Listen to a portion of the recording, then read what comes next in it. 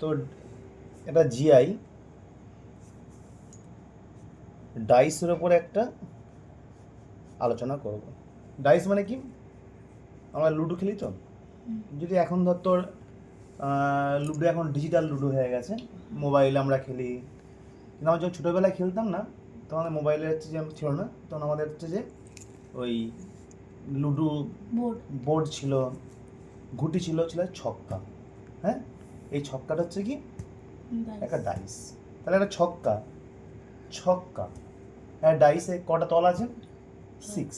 Side কটা? ছটা side আছে। ধর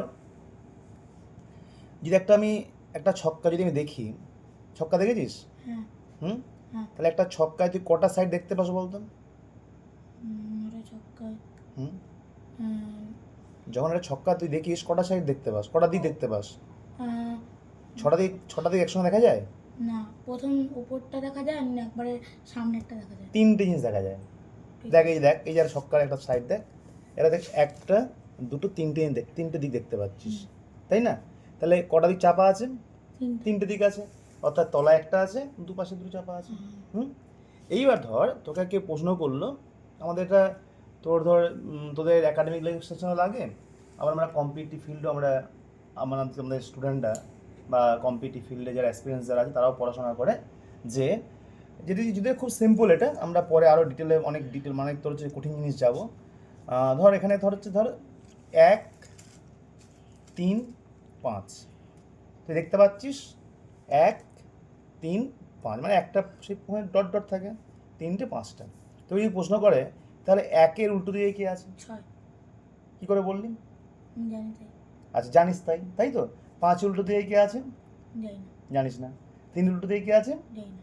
আমরা যখন ছোটোবেলায় খেলতাম অনেক কি দুষ্টুমি করতাম, ভাই বোন খেলা করছি, দুষ্টুমি করতাম, কেমন বলতো? ধর যে লুডো চলছে, ঘর থেকে সবার বেরিয়ে আমার বেরোচ্ছে না, ছক্কা না বেরোবে না, আমরা কি করতাম দেখে রাখতাম ছক্কা উল্টো দিকে কী আছে, পুট আছে মানে 1 আছে। তাহলে কী করতাম, তোর যে ছোটো খাপের মধ্যে ছিল, পুটটা কী করতাম, পুটটা মানে শুয়ে রাখতাম, দিয়ে কায়দা করে নামিয়ে দিয়ে ছক্কাটা মানে পুটটা সামনে রাখতাম, দিয়ে উল্টে দিতাম, ছক্কা পেরিয়ে যেতাম, দেখুন এই আমার দেখা ঘর বেড়ে গেছে। তাহলে তুই কী বললি, যে ছক্কার উল্টো দিকে কী আছে? 1 আছে। এটা জানিস সেটা? আমরা ছোটোবেলায় খুব এই ব্যাপারটা খুব করতাম, মানে খুব দুষ্টুমি করতাম আর কি, ও কোনো ঠকাতাম, দেখে রাখতাম। আর এটাও দেখে রাখতাম যে 3 ধর কারোকে 4 কাটতে হবে, দেখে রাখতাম চারটা উল্টো দিয়ে 3 আছে, দিয়ে করতাম কি 3টাকে সাজিয়ে রাখতাম, দিয়ে উল্টে দিতাম, 4 বেরিয়ে যেতাম, ঘুটি খাওয়া হয়ে গেছে। তাহলে দেখ এই যে 4-এর উল্টো দিয়ে কী আছে? 3 আছে। হ্যাঁ, আবার 5 উল্টো দিয়ে কী আছে? 2 আছে। অনেক সময় ভুলে যাই আমরা, তুই যা 6 উল্টো দিয়ে 1 মনে রেখেছিস, 4 উল্টো দিয়ে 3 আমি বললাম, দেখে নিল, আমার মনে আছে। 5 উল্টো দিয়ে 2 মনে আছে। কী করে মনে আছে বলতো? একটা শর্টকাট নিয়ম তোকে শিখিয়ে দিই। কী নিয়ম সেটা? মনে রাখবি যে একটা এই যে ডাইসের যেটা শো করছে আর উল্টো যেটা আছে, দুটোর যোগফল হচ্ছে 7 অলওয়েজ। তাহলে দেখ 6 আর 1 কত হচ্ছে?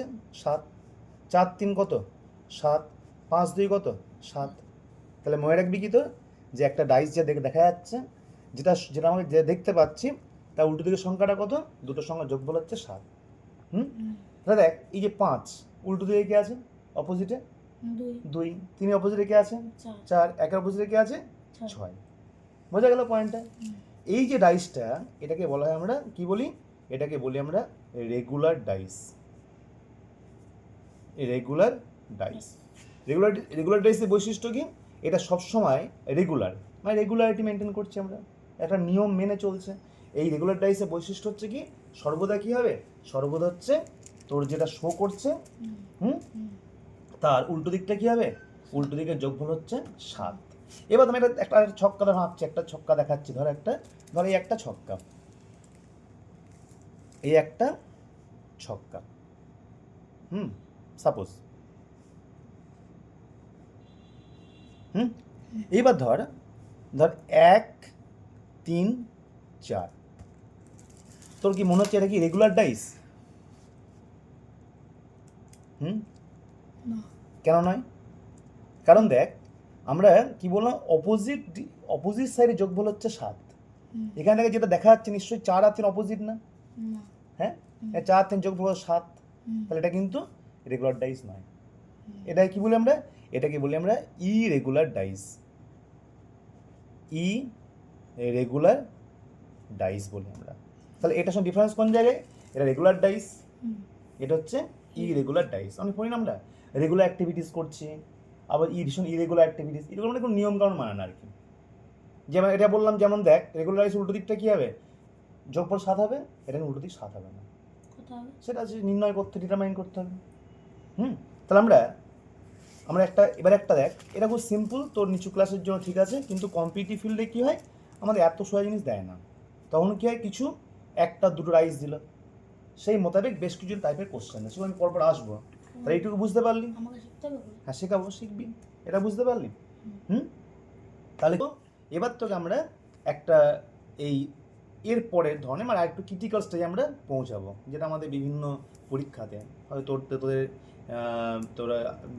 তোদের যে বোর্ডে পড়াশোনা করে সিবিএসসি বোর্ডে, সেখানেও কিন্তু দেখবে এরকম তোর যে রিজনিংয়ের ওপরে এরকম টপিক থাকে ডাইসের ওপরে। তা আমি সেখানে পরের স্টেপটা আসবো। তাহলে is it clear what is regular dice, what is irregular dice? বুঝতে পারলি? আচ্ছা, আমি তাহলে নেক্সট আসছি তোর হচ্ছে যে আরও কিছু গুরুত্বপূর্ণ স্টেপস। কেমন স্টেপস? যেমন ধর বলছি, আসছি, সেটা একটু পরে আলোচনা করবো আমরা, এরপরে আলোচনা করবো, শেখাবো।